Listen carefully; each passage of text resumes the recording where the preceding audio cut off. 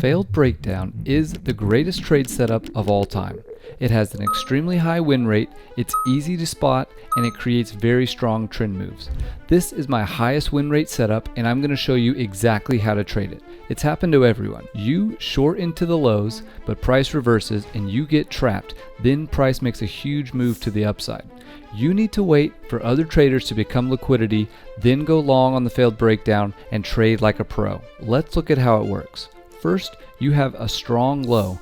This is important because it shows you that this is an area where buyers went long, and we know this is an area they want to defend, and also we know that their stops on this position are going to be somewhere underneath the low. Now later on, if price comes back into this area and clears the low, you see a quick flush. Now the mechanics of this is that the majority of this flush is caused by the buyers that were previously long here are now stopping out of their positions, so they are selling to close, and that creates a flush. Now other participants see this flush and come in short, thinking that we're going to see continuation to the downside. However, there's not enough selling pressure to continue, and then as price reverses and holds back above the low, those shorts get forced to cover, and the longs that were previously long here reinitiate their positions, and you get a combination of short covering and initiative buying that pushes price in a very strong trend move higher. Now, if you aren't part of a trading community, click the link in our description, join our free Trade with Insight community, learn from real professionals trading and teaching every single day. Now, let's break down each part of this setup. The first thing you need for any failed breakdown is a clearly defined, strong bounce that forms a low. This should be something that's 20, 30, 40 points. It's a very sharp V-shaped bounce. It's very obvious that there was a lot of buying pressure in this area. This should be a low that's fairly recent, and this is absolutely key to the failed breakdown. We need to know that there's long positioning in this area so that you can have a flush that stops out those longs that trap shorts on the flush. Typically, this can be an overnight low, a prior day low, potentially an overnight shelf that we'll talk about later. This is the most important aspect. This needs to be something recent, very, very strong bounce to trap shorts. Anytime I see a low form like this, I immediately mark that on my chart. Within the next couple days, the next day, the day after, I'm going to be watching this area to see if this flushes. I'm immediately starting to watch to see if a failed breakdown sets up. Now, the second part of the failed breakdown, once you have a low, then you need to see price flush below. You need to see price trap underneath. If you see price come underneath and test underneath this low, you're expecting to see continuation to the downside. Sellers are going short underneath this position. They're hoping for continuation to the downside. Now you're monitoring for that continuation, and if you don't see that, you begin to watch for the entry of the failed breakdown. Ideally, the flush goes at least 2 points, 3 points underneath. The deeper the better, but something that's only 1 to 2 points can be a little trappy. So now we're monitoring for continuation. We're trying to see if sellers truly take control of this area and see continuation down. For the failed breakdown, what you want to see is evidence that buyers are able to reclaim this area and retake control of this area. The first sign you look for is that price returns to the area quickly. This is a bad sign for sellers. Ideally, you don't see any kind of return, or it's a quick check back that's rejected. If you see price return here and not able to make new lows, that's what you're starting to see.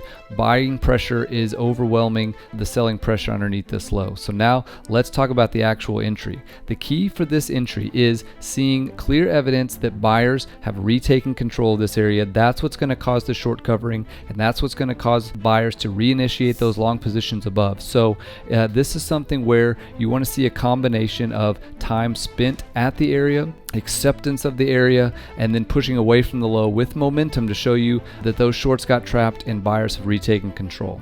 The entry is not just price pushing back above the low, wicking above for a minute or two, a couple seconds. That is not evidence that buyers control this area. That is not your entry. You really want to see some decent evidence that they've completely taken control of that area, something that's going to make the shorts cover. So typically what I'm looking for is ideally a back test that's rejected and then returned. So you see sellers tried to keep this area offered, they rejected it, but they still weren't able to get continuation. Price comes back. Then I'm looking for price to spend 5, 10, 15 minutes in the area or above the low, and then the actual entry is going to be after you spent that 10, 15 minutes above the low. Then you see that momentum push away from the low, something around 4 or 5 points, and you're getting long. Your entry is going to be 4 to 5 points above the low. Your stop ideally is underneath the low, and you're trying to take your trims on the way up and then holding runners, because typically these make really nice trend moves. Now, once the failed breakdown triggers, the failed breakdown is valid as long as price is above this new low. So ideally your stop on this entry goes underneath this low if possible. If it's too far away, you may have to look for some lower time frame structure, 10 to 12 points underneath your entry. But once this triggers, now buyers have some momentum. They are in control as long as price is above this newest low. Now, this example was on a prior day low, so this low was set on the prior day. We saw a 70-point bounce from this area. Now let's look at a different example, which was a different intraday low versus a prior day low. Now, in this example, we have a little bit more complex structure. We have a combination of several different lows. We have this original prior day low. We have this new low that was set by the failed breakdown the day before. We have some other intraday lows here. So now what you're looking at in this situation, the ideal entry for this is to see price flush all of those prior lows, then reclaim all of those prior lows. So the entry ideally is to see, we see this here where price continues to sell beneath all of these prior low structures. It doesn't get continuation down. Now you're starting to watch, can sellers keep this area offered? So what I'm watching for in this example, price gets under here, is not able to continue. I'm watching for it to generally be able to return to this area and hold up, and then I'm waiting until I get momentum back above all of these prior lows, clearing all of this structure for the entry. Any entry in here is higher risk because you could enter here and then be rejected on this prior structure. So ideally you clear all the prior structure here, and again, you're going to have to find a stop underneath some lower time frame structure. This stop is going to be too far away under the closest low. This is a little bit different example. This is an example of a support shelf where you have multiple tests.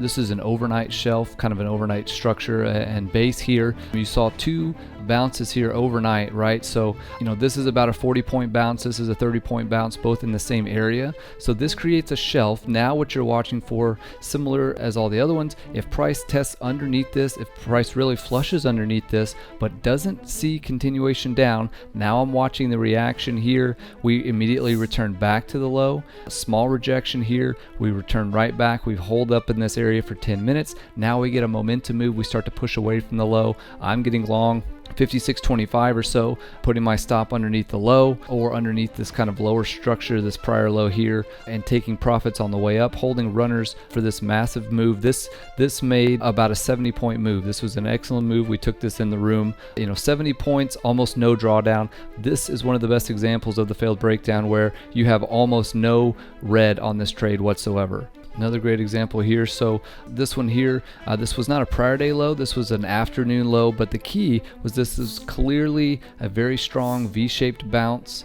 This is another 70-point bounce. There's a lot of demand in here. This is clearly an area where a lot of buyers were positioned long. They're going to have their stops below this low. So later on, you see this area tested, price traps below, and some great examples of how to wait for the entry here. So price tests below, flushes that low, long stop out. There's not enough selling pressure to see continuation. Price immediately comes back tests the low, rejects initially, and is still not able to make a new low. So if you backtest here, sellers reoffer but can't make a new low, and price returns to the low with some momentum, holds above, clears this low by a few points. This is a long entry, stop underneath the low, very strong trend and momentum move here. So you get shorts have to cover, you get short covering momentum, longs are adding back into their position, going long. We took this in the room. This ended up getting us over 80 points, almost direct, no drawdown. Excellent example of the failed breakdown. So start watching for this setup, stop getting trapped at the lows, wait for the failed breakdown, and take your trading to the next level.